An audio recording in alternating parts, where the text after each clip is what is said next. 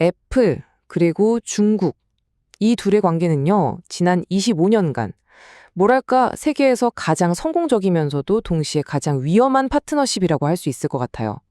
오늘은 바로 그 아슬아슬한 결혼 생활의 속사정을 한번 깊숙이 들여다보려고 합니다. 이 문장이 정말 모든 걸 말해주는 것 같아요. 그리스 신화에 나오는 세이렌의 노래처럼 중국은 애플에게 거부할 수 없는 제안을 했다. 그쵸? 그 치명적인 유혹, 도저히 뿌리칠 수 없는 그 매력, 모든 이야기는 바로 여기서부터 시작됩니다. 자, 그럼 애플이 도대체 왜 이런 딜레마에 빠지게 된 걸까요? 이걸 이해하려면 우리 시간을 좀 거슬러 올라가 봐야 해요. 모든 것의 시작점엔 다른 어떤 나라도 감히 따라할 수 없었던 중국의 거부할 수 없는 제안이 있었거든요. 정말이지 중국이 내민 카드는 압도적이었어요. 세계 최고 수준의 품질에 저렴한 비용, 그리고 정말 상상을 초월하는 규모였죠. 1년에 2억 대가 넘는 아이폰을 만들어낼 수 있는 생산 능력이라니. 이건 뭐 다른 나라에서는 말 그대로 꿈도 꿀 수 없는 수준이었던 거예요. 근데요, 이게 그냥 단순히 중국 공장을 빌려 쓰는 그런 차원의 얘기가 아니었어요. 애플은 여기서 한 단계, 아니 몇 단계는 더 나아갔죠. 아예 중국이라는 땅 위에 자신들만의 거대한 생태계를 창조해 버렸으니까요. 이게 바로 그 유명한 세상을 바꾼 애플 모델의 시작입니다. 그럼 애플 모델이 대체 뭐냐고요? 핵심은 아주 간단해요. 애플은 그냥 자, 이거 만들어주세요 하고 주문서만 던져주는 그런 회사가 아니었다는 겁니다. 자신들의 노하우, 기술, 심지어는 품질에 대한 그 집요한 기준까지 전부 다 중국의 통째로 옮겨 심은 거죠. 이게 뭐 하루아침에 짠 하고 만들어진 마법 같은 게 아니에요. 어마어마한 돈을 쏟아붓고 수백만 명의 인력을 직접 교육하고 마침내 세계적인 산업단지를 만들어내기까지 무려 25년이라는 긴 시간 동안 애플은 말 그대로 중국의 하이테크 산업을 하나하나 조립해 나갔다고 볼 수 있어요. 이 숫자의 규모 한번 상상해 보세요. 3천만 명. 이게 어느 정도냐면요. 캐나다의 전체 노동인구보다도 많은 숫자입니다. 정말 믿기지 않죠? 그러니까 기업 하나가 한 국가의 산업지도 자체를 완전히 새로 그린 거예요. 그런데 이렇게 완벽해 보였던 공생관계에 아주 치명적인 그림자가 드리워지기 시작합니다. 애플이 자신들의 완벽한 제국을 건설하는 동안 아이러니하게도 그 제국을 위협할 가장 강력한 경쟁자들을 바로 자기들 손으로 직접 키워내고 있었던 거죠. 애플이 그토록 공들여 전수한 모든 것들, 기술, 노하우, 그 까다로운 품질 기준까지 이게 전부 다 중국 기업들의 자양분이 된 거예요. 우리가 잘 아는 화웨이, 샤오미, 오포, 비호 같은 거대 기업들이요. 사실상 애플이 잘 닦아놓은 길 위에서 탄생했다고 봐도 과언이 아닙니다. 심지어 애플은 공급업체들한테 이런 조언까지 했어요. 우리한테만 의존하지 마세요. 우리랑 성장하는 만큼 다른 회사랑도 같이 성장해야 합니다.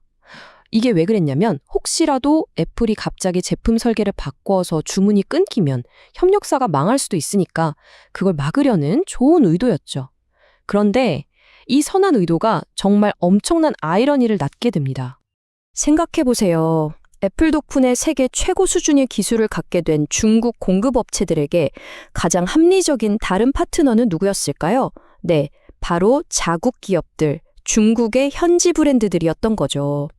결국 애플은 자기 심장을 겨눌 칼을 경쟁자들 손에 직접 쥐어준 꼴이 된 겁니다. 그리고 시간이 흘러서 약 10년 전쯤이에요. 2013년을 기점으로 모든 게 바뀌기 시작합니다. 이때부터 애플과 중국의 관계는 더 이상 동등한 파트너가 아니었어요. 애플이 중국에 의존하고 있다는 현실이 아주 명확해지기 시작한 거죠. 바로 이 2013년이 정말 결정적인 전환점이었습니다. 시진핑 주석이 집권하면서 중국의 정치적인 분위기가 확 바뀌었거든요. 이때 애플은 정말 중대한 선택의 기로에 서게 돼요. 이쯤에서 위험을 분산해야 하나? 아니면 이대로 중국이라는 배에 모든 걸 걸어야 하나? 애플의 선택은 올인이었습니다.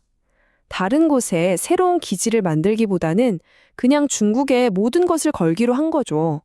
그리고 중국 내에서의 입지를 더 단단히 하기 위해 베이징과 훨씬 더 깊은 관계를 맺기 시작합니다. 바로 이 결정이 지금 애플의 발목을 잡는 거대한 족쇄가 될 줄은 몰랐겠죠. 바로 그 비슷한 시기에요. 애플은 매년 무려 1,000억 달러가 넘는 돈을 쓰기 시작합니다. 어디에 썼냐고요? 바로 자사주 매입에 썼습니다. 주가를 끌어올리기 위한 재무 전략이었죠. 여기서 우리가 한번 생각해 봐야 해요. 과연 애플의 진짜 우선순위는 무엇이었을까? 공급망의 안정성이었을까요? 아니면 눈앞의 주가였을까요? 이런 말이 있어요. 만약 지난 12년 동안 그 돈의 절반이라도 공급망을 튼튼하게 만드는 데 썼다면 지금과는 완전히 다른 상황이었을 거다. 정말 그렇죠. 어쩌면 지금 같은 상황은 오지 않았을지도 모릅니다. 더 나아가서 미중 무역전쟁의 판도 자체가 달라졌을 수도 있고 미국이 훨씬 더 강력한 협상 카드를 손에 쥐었을 수도 있었겠죠. 그래서 지금 애플은 어떤 상황일까요? 굉장히 위태로운 위치에 서 있습니다. 이제 와서 중국을 떠난다는 건 글쎄요, 거의 불가능에 가까운 도전처럼 보이기까지 하죠. 이 딜레마의 핵심이 바로 여기에 있어요. 다들 대안으로 인도를 이야기하잖아요. 하지만 현실은 그렇게 간단하지가 않습니다. 애플이 25년에 걸쳐 중국에 만들어 놓은 이 엄청나게 효율적인 생태계는요, 솔직히 지금의 인도가 따라가기에는 역부족인 수준이에요. 심지어 문제는 여기서 그치지 않아요. 중국이 가만히 보고만 있는 게 아니거든요. 아주 노골적으로 애플의 탈중국을 막고 있습니다.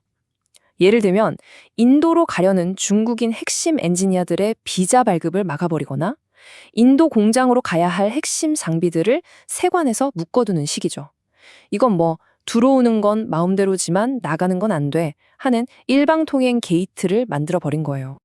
중국의 메시지는 아주 명확하죠. 기술은 얼마든지 들어와도 좋지만 밖으로 나갈 수는 없다는 겁니다. 결국 애플이 스스로 만든 이 화려한 황금 세장은 이제 애플이 아닌 중국의 국가적 이익을 지키는 견고한 요새가 되어버린 셈입니다. 어떤 전문가는 이렇게까지 말해요. 중국은 애플에게 100년에 한 번 나올까 말까한 파트너였다고요. 그리고 인도가 과연 그 역할을 해낼 수 있을지는 의문이다 라고요.